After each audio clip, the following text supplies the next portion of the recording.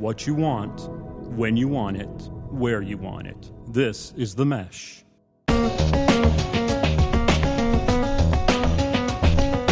Greetings. We're back with your monthly Entrepreneur Exchange on the Mesh Podcast Network. The Entrepreneur Exchange is all about startups and small businesses with ideas, tools, and advice to operate your business more effectively. On today's show, why can some ideas be successful businesses and some ideas not so much? We'll talk about a new Amazon.com product and ask the question, do we ever need to get off our couches again? Today's topic, developing and manufacturing a new product is hard. We've got Doug Auer with the Custom Design Group Business Solutions Division, a company that helps entrepreneurs with product development and sourcing and get some advice on what you need to do before you go to market. Finally, we'll wind up with our Small Business of the Month feature, where we'll highlight some interesting businesses that you should be checking out. Greetings. My name is Jeff Newville. I'm your co-host. I'm the director of the Small Business Center at Catawba Valley Community College in Hickory, North Carolina. I'm joined by co-host Gary Muller, who is Dean of the School of Business, Industry, and Technology at Catawba Valley Community College in Hickory. Gary, how is it going? Jeff, it's going great. This is why I like North Carolina. Beautiful day in late October, and it's just perfect out. Feels like fall. It feels like fall, but it's not too cool.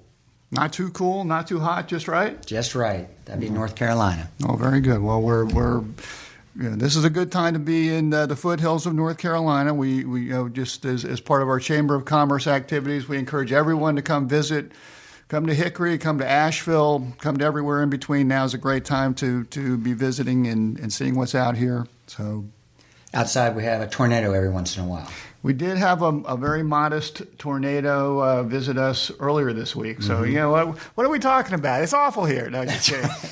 So, that gives some more excitement. Give some more excitement.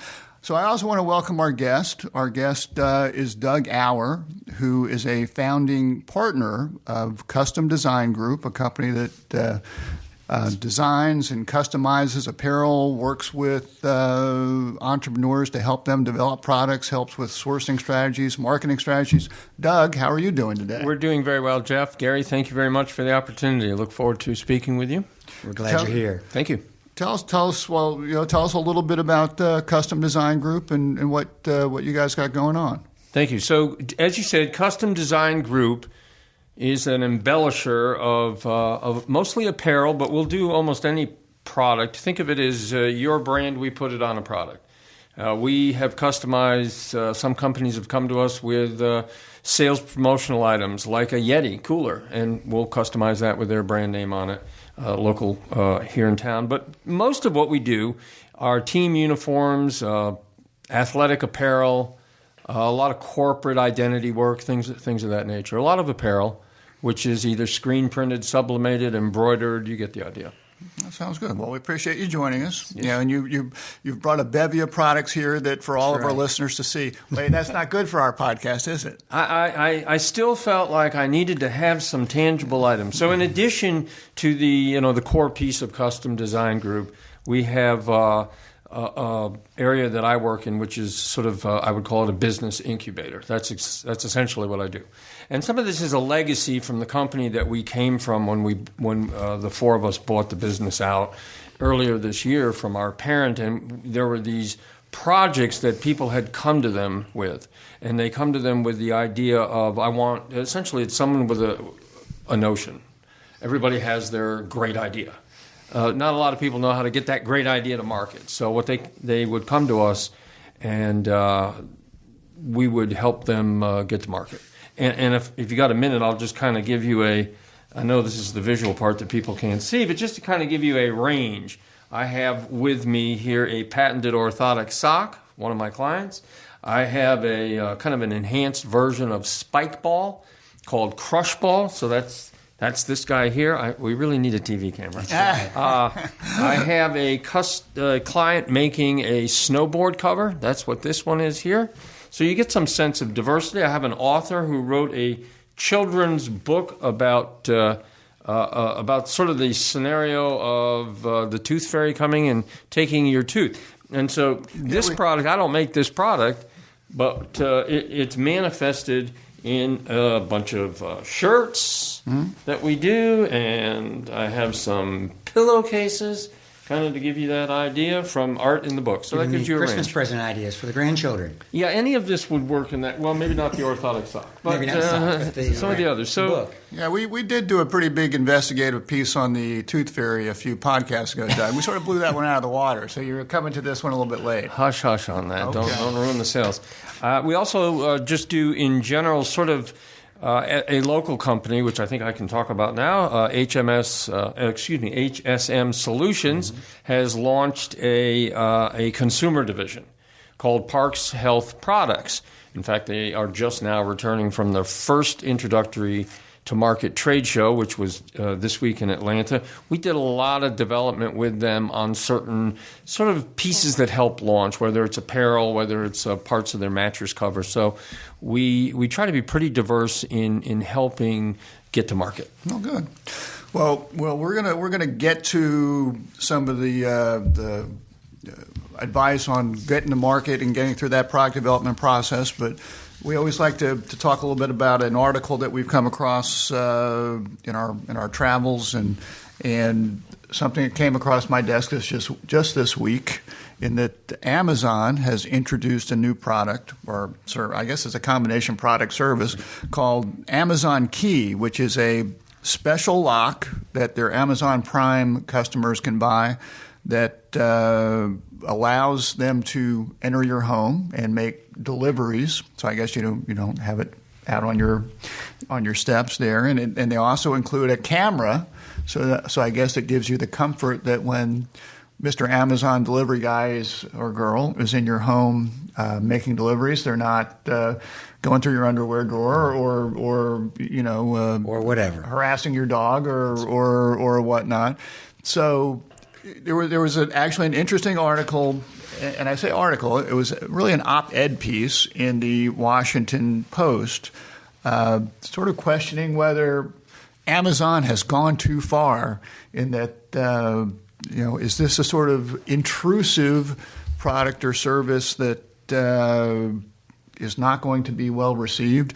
And there was a quote in the piece which I liked, and I'm sure that most of our listeners, our regular listeners, sort of know our demographics, that we sort of skew, a little bit older, and but the quote was that too many companies just are coming up with products that are things that I, a 25-year-old man, wish I could still get my mother to do for me. Yeah. So I just sort of found that amusing, and they talked about some other products. One was called Bodega, which was a high-end vending machine, which they call pantry boxes, selling non-perishable convenience items in high-density areas such as college dorms. Didn't work.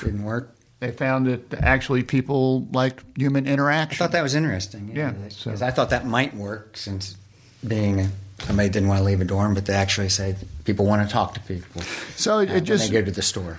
So Gary and Doug, it just sort of made me think about there are a lot of business ideas out there, and sort of going, are we promoting convenience too far?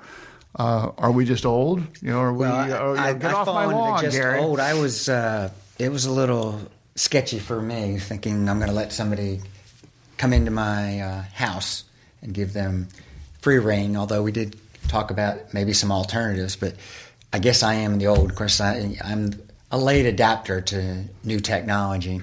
Even though once I get that new technology, I really like it. Maybe this will grow on me, or they're going to give me enough reasons that it's safe.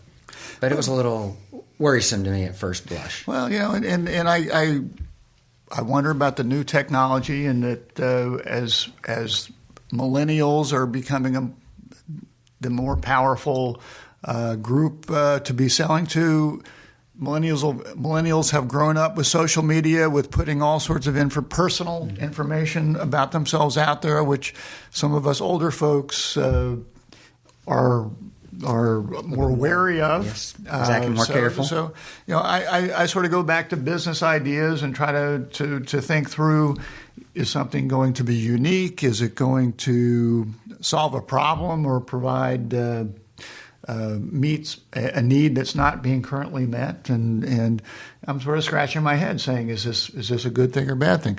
Doug, do you have any observations that you'd like to share on this one? So, I think I mentioned earlier, I came to North Carolina from upstate New York. It snowed a lot, and it was always gray and wet and cold. And the house, my first house that I owned, had a legitimate mudroom. Only thing it was a mudroom. You walked into the mudroom, you took your boots off, and then you unlocked from the mudroom into the house. So you would think that the solution here would be that builders would start incorporating some kind of package delivery box in the house, right? That you would access, that the UPS guy or the FedEx guy would have some sort of code or access to, so that they're not coming into the house. I think that's a little intrusive, but you would think there'd be some adaptation to the front of the house where it would be a box delivery, some sort of place to put a package. There's a new business coming out of a new service. Probably the Amazon construction service. There you go. Will be coming to a town near you soon. Or, as you say that, perhaps there's a product idea where you just forget attaching it to the house. Maybe it's just a separate unit or something that can be locked or unlocked. Your dog house for packages. I don't know. Package house. Your package house. Yes. So something along those lines. We're hopefully one of our listeners will be entrepreneurial there you go. enough, And they'll be able to come up with the idea. And then please see me. That's right. That's so right. In the business we call that a segue, Doug. So we're going to. So anyway, that's. I found that interesting. Amazon Key, let our listeners weigh in and give us their feedback on good thing, bad thing. They're pushing the envelope. They're pushing the envelope, but that's how they've gotten to where they are. There you go. That's exactly right. Perhaps those of us sitting around here shouldn't be telling Amazon how to run their business. I'm not saying that. It's just, okay. I'm probably not their immediate target market. All right. Because I'm a little wary. Okay.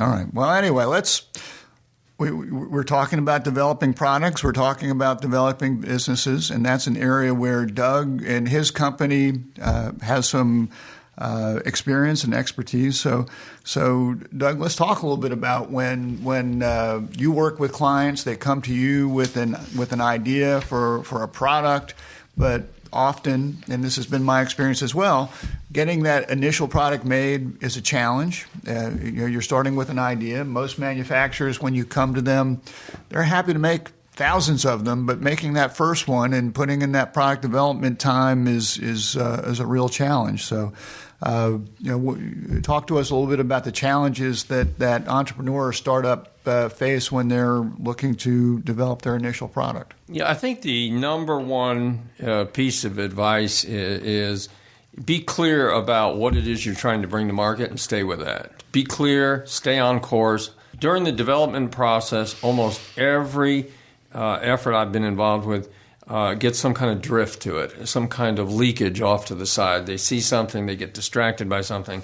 And we feel that the marketplace has to weigh in during the development process.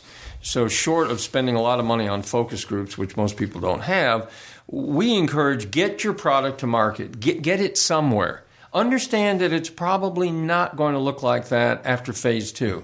But we really feel it's important to get consumer response. And the biggest issue we have with most of our clients is they want to keep perfecting it and perfecting it and perfecting it before they get to market. And our argument is get close enough, go to market, let's get the feedback, let's find out if our assumptions were right. If you wait for your product to be perfect, you could be waiting a long time. That is one of the biggest issues you have, is that the visionary behind the product knows very clearly in their head what it looks like and what it's supposed to be, and then you're confronted by the reality that, material didn't work quite like that, or there was something we didn't anticipate. And we say, let's get the thing to market and see what happens. Well, and the sort of folks that come to you, can you talk a little bit about their business experience? And that sometimes I find that the folks with the product ideas, they might have incredible ideas, but they just might not have the skill set to turn them into a business. Right, because none of these folks that we work with, this is not their job. They have some other job. Mm-hmm. This is an idea they came up with a hobby, a sport, something that struck them, and they have almost or have zero experience in actually bringing a product to market. And I would say right off the bat, I don't deal in services, and that's totally separate. I actually deal with physical things that people end up putting on the market and buying. So the challenge is that they tend not to have any background in it whatsoever, and I could name 1,000 products that I never think about. This microphone sitting in front of me, what did it really take to make that to happen? I don't know. And you and I know that from the sock industry. There are actually little steps, and there are certain things that happen that preclude other things from happening, and you work through those. So, I think, again, in terms of challenges, there's that lack of background, and the other big issue is there isn't the wherewithal. A lot of people have an idea, but they don't have the wherewithal, and it is going to require some capital to make this happen. So when you say wherewithal, is that generally money, or is that time, energy, diligence? Well, it's all of that, but the money buys it if you don't have it. In other words, what we like to do is identify that the person who comes to us has this idea about a product. And they may have that strength, they may have certain strengths with it, but there may not be a finance person, or they may not be an organization person, or they may not be whatever else they need to be getting, a marketing, a logo, a brand. You can buy all that. So the answer at the end of the day is, do they have the resources to sort of capitalize the effort? And it requires some. So as you said, we're talking today about physical products, not services. Right. And whether it be local or really national, we hear a lot about the importance of manufacturing to our local economy here in North Carolina. We hear about it on a national stage where we want to bring those jobs back from wherever they went. But when an entrepreneur or startup wants to work with a manufacturer, I got to think that there are always some issues with that. Number one, finding a lot of manufacturers don't want to work with entrepreneurs and startups. So, how do you identify and locate potential sources if somebody comes to you for a product idea? Well, that's a great point. So one thing you need to understand is where are they going to be in the market relative to the community of that product. If they're going to be at the high end, if there's value add, if there's feature benefit, then you have a greater chance of coming to the United States and getting it made. If it's more commodity oriented, you need to be offshore in all likelihood because they're really good at that. The challenge that you have is that, to your point, it's hard to get product development done in the USA. It's disruptive. They don't like taking machines offline to do that, whatever your development is. And they also recognize it's never right out of the box. Never. Mm-hmm. I can't think of a time when it's been even close to it. The typical scenario is it's sort of right. Then the visionary starts drifting, and then you have a couple of rounds that aren't that good, and then you snap them back, and about 6 months later, 6 to 12 months later, you might get reasonably close, go to market and see what happens. But I wanted to sell it next month. Yeah. Christmas is coming, Doug. Yeah, come on. That almost never is going to happen. Gets back to your wherewithal. I mean, people need to have money or something to get them through that process because it doesn't happen overnight. Oh, it absolutely doesn't happen overnight. So I want to qualify first, where is this product going to sit in the market? If it's commodity, I'm going to go to China or I'm going to go somewhere. If there's value add, I'm going to stay in the United States if I can. I'd prefer to because I'm closer to it. And one of the implications there, or when you say commodity versus value add, you're really talking about a pricing and positioning type issue there. What about if I'm making products that are more difficult or heavy to ship? I would think that I'm gonna get hit pretty hard on transportation costs. And how does that figure into your thought process? Well, I think it's important that maybe not in the first phase, but at some point the visionary, the inventor, the person who's come up with this idea has to be thinking about, if I'm going to be in the market and they have some sense of what this is going to be, it's $1 million proposition or it's a $10 million proposition, I have to have inventory, I have to have production, I have to have freight management, logistics, those pieces. And so that may end up answering where my production is. It may not answer where my product development is. I may still product development in one market, use that market for fill-in, quick response, but I may still be rolling out my production offshore. What I'm really looking for is a combination if I can get it. That's what we've tried to do. It sort of sounds complicated. Well, it's inapparent to someone who, again, most of these people have another job and they're really good at that thing, and they don't. This is what we do. So I don't know that it's a balance. You have to kind of work through it. The biggest issue is that you have to manage expectations, so you need to establish that up front. Hi, I'm Alan. I'm Chris. And we're the co-hosts of Foot Candle Films, a movie review and film discussion show here on themesh.tv. Each episode, we talk about some new movies, cover some film news, and have some recommendations. And trust us, we're just as likely to talk about the latest Jim Jarmusch film as we are the newest Transformers installment. Hold on, don't get too crazy. Well, okay, maybe not that bad. But you can find our show and all our episodes on themesh.tv. Plus, you can subscribe to get new episodes delivered right to your computer or mobile device. We'll see you in the ticket line. Now, I'll ask you a question, which the answer is probably it depends. But in terms of a product development cycle, if I'm thinking about a particular product, if for example, I've got this great idea for a new line of shirts. How long is that typically going to take me to develop? Sort of walk me through the development process. Am I going to start to see samples in a month, in 3 months, in 6 months, and what's your thought process? I actually brought one.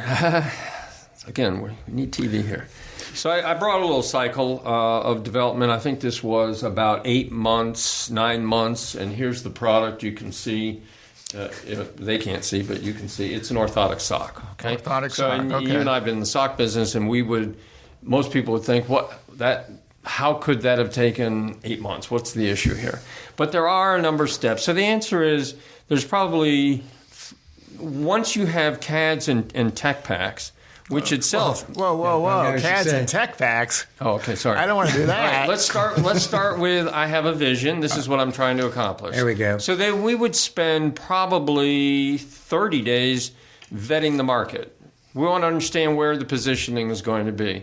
I don't know that everybody does that, but I have trouble unless I understand where's this going to be, what's the price point, who's the consumer, what's the distribution, what's the competitive set. Now I understand it. Then we kind of frame. We do what's called a product brief, typical in the business, where you answer most of those questions. You try to get it on one piece of paper, which is for me hard to do. But you need to kind of get focus. And from there, you would what you do find is a lot of people have had their mother sew the first one, right? Or their girlfriend sew the first one together. I think that's a very sexist comment, but go ahead. Well, it's funny, but I do a lot of sewing on the side. You're probably right. So I'll concede on that point. Okay. But you do find that somebody has this notion and they get one made by somebody and they bring it in. And it's a rough idea. And from that, you say, okay, I'm going to go either if it's got an engineering component, I've got to get an engineering technical pack of the requirements and some kind of CAD, so that some kind of visual that I can show to a manufacturer. So from that phase, you talked garment. We ought to be able to get a garment in 30 days. Wow. All things considered, we ought to be able to get that. If we're not requiring unusual materials, fabric can be an issue. And that's offshore. Mm-hmm. You would like to do it in the country, and if you can do it in the country, you can do it faster if you can get into their schedule and temperament. Again, most U.S. manufacturers don't want to do it. I find your choice of temperament being an interesting choice of words. Yeah, it's just not environment. It's not a conducive environment in the United States. So I'm actually working with a company to set up a product development lab. That's a request that came to us that we're beginning to work through that concept of, can you set up a product development lab and service 5 or 10 clients out there? Sounds like another good business opportunity. We're working on it.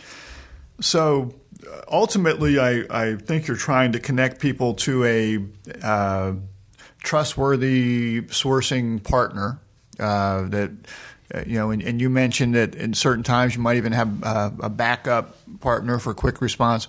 But from a startup's perspective, when they're going through that search or working with you to go through that search, what sort of characteristics should they be looking for in a sourcing partner as they move forward? Because I've heard horror stories. I've lived through some of the horror stories with some of the overseas sourcing where there used to be some of those bait and switch type things where the samples look great, but the production did not always seem to match my samples. Yes. So, the number one issue is so obvious, but nobody would mention, is communication.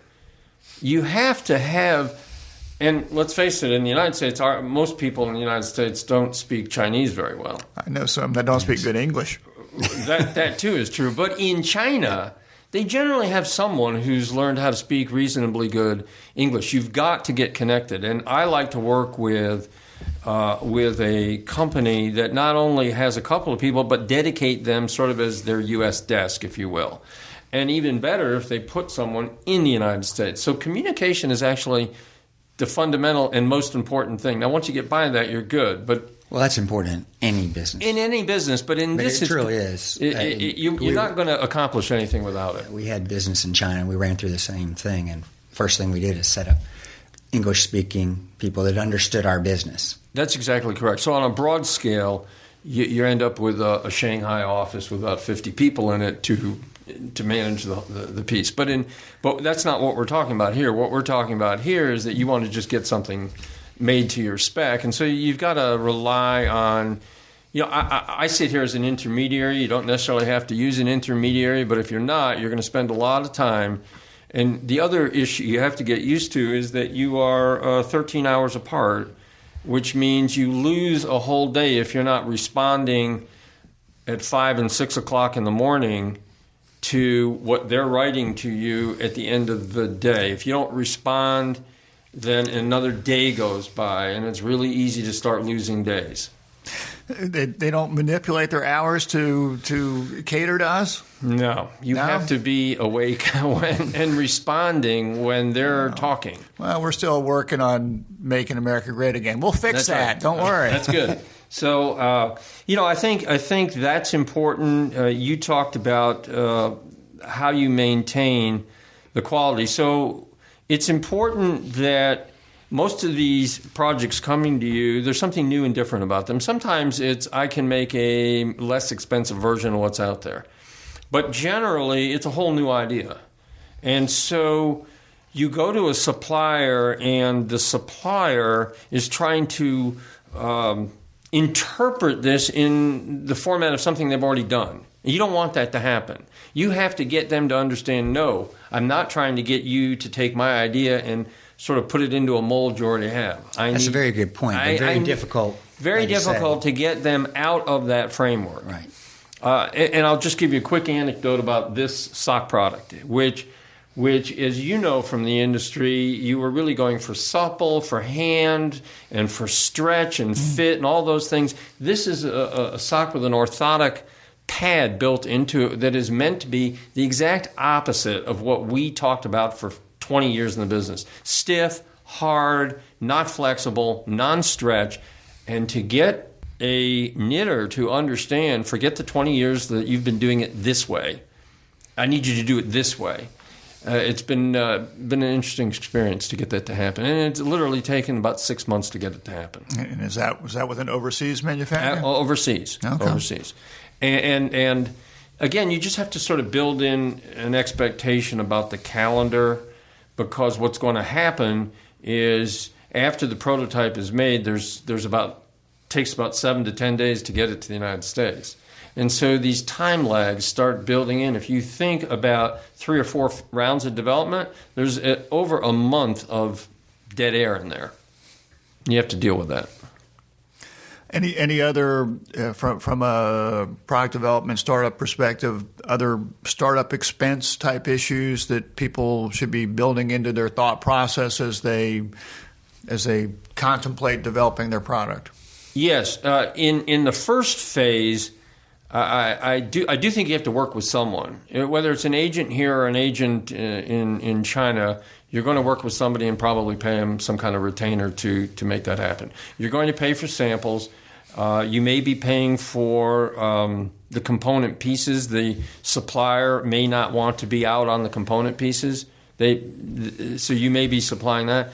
But I think also in the first phase, you need to be thinking, and I know you touch on this a lot, is what protections you need for your idea. Patents, trademarks, websites, those kinds of things, to me, are all in that first phase. After you get that, in other words, you now have a product that looks pretty close. You haven't gone to market with it, but you have a product. Then you have to start thinking about how you're going to capitalize the effort to get to production. And one way or the other, that's what inventory is the big issue. And production, logistics, QC. And then you're going to get to, okay, now I have to market it. I have to put a sales force out there. That's sort of phase 3. So you have all those pieces. You mentioned it's always a concern, and it was when I was doing business over there, protection of the idea. Is that getting better than it was 10 years ago? I think it's getting better, but on the other hand, I don't know that we know. That's a good answer. You try to build that. In other words, you can know here. The U.S. is pretty good about that. There's a lot of times, as you know, when you bring products in the U.S. and they ask you to prove you're able to bring this in the U.S., I think the U.S. is good about it. The question is, what's happening in other parts of the world that you're not seeing, and I don't know that we have those assurances. Yeah. Well, look, you've given us some pretty good tools to be working with there and thought process. If people want to find you and find your company, where should they be looking? Well, in a physical sense, the Custom Design Group is located in actually midway between Hickory High School and Lenore Ryan College on 10th Avenue Drive. And that would be in Hickory, North Carolina. Hickory, North Carolina. Otherwise, our website is www.cdgbrands.com, and we have a Facebook site, and probably the easiest way is off the Facebook site. And can I give an email address? Does that work? Okay, sure, so it's DAUER@cdgbrands.com. Okay, that's Doug Auer at CDG Brands, or D Auer at cdgbrands.com. So, Doug, we have always enjoyed working with you, enjoyed talking with you. So we very much appreciate you joining us today. And thank you for having me. And at some point we might need you to come back and help explain more of this and show more of your products to our audience. Look forward to it. Okay, all right. Well, it reinforces what we always talk about too. People trying to go it alone with a new idea are going to be in trouble. They need people such as yourself and organizations to help them, or they'll lose a lot of money before they get it. Well, and one thing that Doug said, which is always good, is when an entrepreneur keeps his day job, because as Doug, as you're talking here, this is not something that money is going to start floating from the heavens next month. It's a long-term process. So the more runway that people have to get started, the better off they are. And you talk about managing expectations. Yes. So that the entrepreneur understands that it isn't going to happen overnight. Because they get excited. They do, and we like that. And what we also like to do is highlight some of the small businesses that we run into. And you're the master of the segue. That's my day. It's my day. So anyway, we like to highlight some small businesses that we run into. And Doug, do you have anything that you'd like to share? Any small business that of note that you'd like to give a shout out to this week? I'm going to give a shout out to a big business this week called Duke Energy. Thank you for getting our power back. There you go. Appreciate it. We did have some inclement weather earlier in the week, and Doug was without power for a few days. Fortunately, he was able to shower before he joined us today. So we do thank Duke Power for that. Indeed. I like that. And what was your phrase? Because it took a little while to get your power, but I liked that one. You don't scold the dog when... Oh, yeah. Don't beat the dog when he comes home. There you go. All right. Because you do have power now. Yeah, for sure. Just took a few days, so but Doug is grateful. Absolutely. I'm sure Duke Energy has some clients that might not be as appreciative, so hang in there. So, Gary, what is your small business of the month? Well, thanks, Jeff. My small business of the month is one that it's a little bit out of my comfort zone, which you'll understand in a few minutes. But I'm very excited about their business, and they're also a Catawba Valley Furniture Academy customer. And the business is Carolina Vines in Newton, North Carolina. It's owned by Twyla Dermott, Dennis Balcom, and Michael Waltic. And they had a very special event last night where they brought a lot of people in and actually honored our Furniture Academy students that built the furniture for their new facility. And it was a beautiful facility. It was really nice. I was glad I had a chance to stop by. And it is a hometown bar in Newton, North Carolina that serves wonderful assorted wine, craft beer, and has great quality service. They also have a wine shop and serve nice plates of mixed cheese and meat.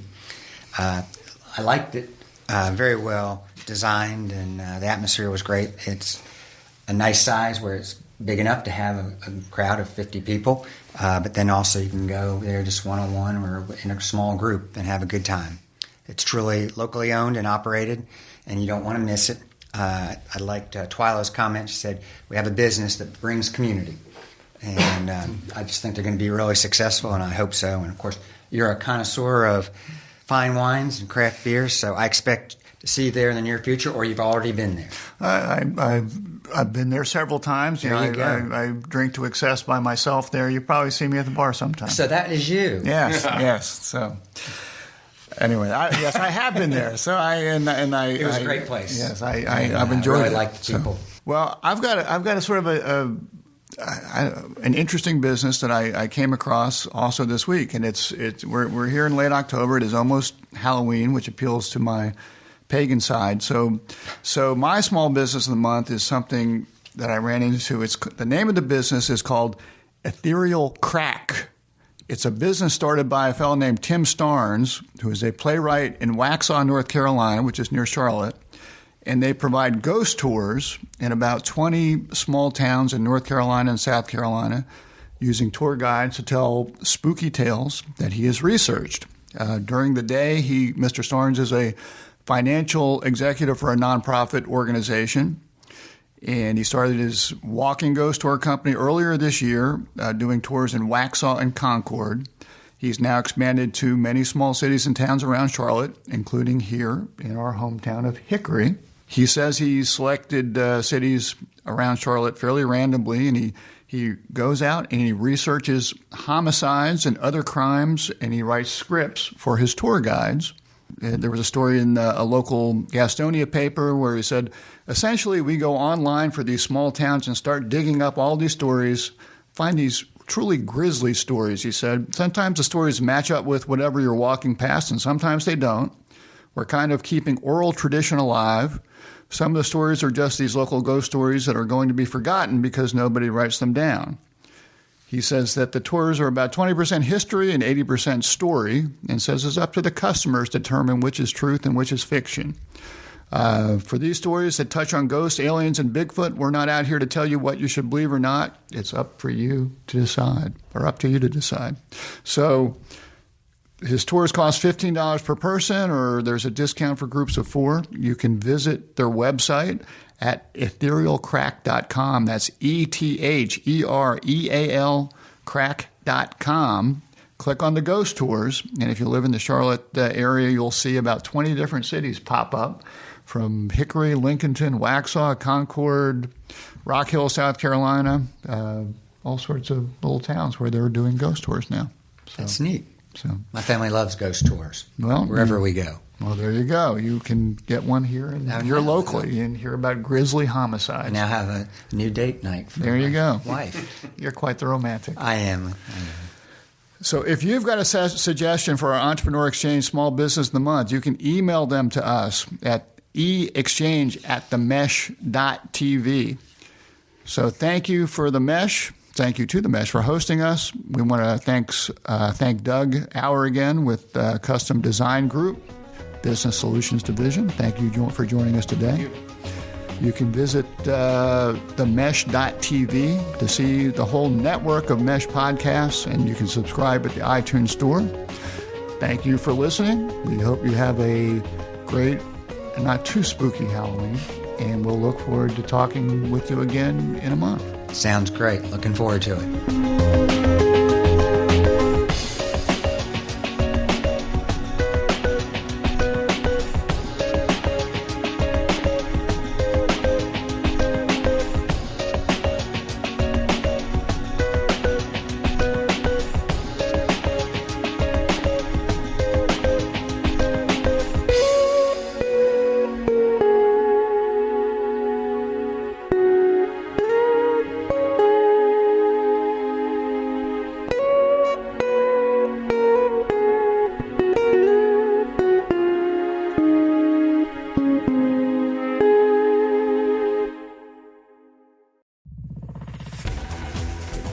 You've been listening to The Mesh, an online media network of shows and programs ranging from business to arts, sports to entertainment, music to community.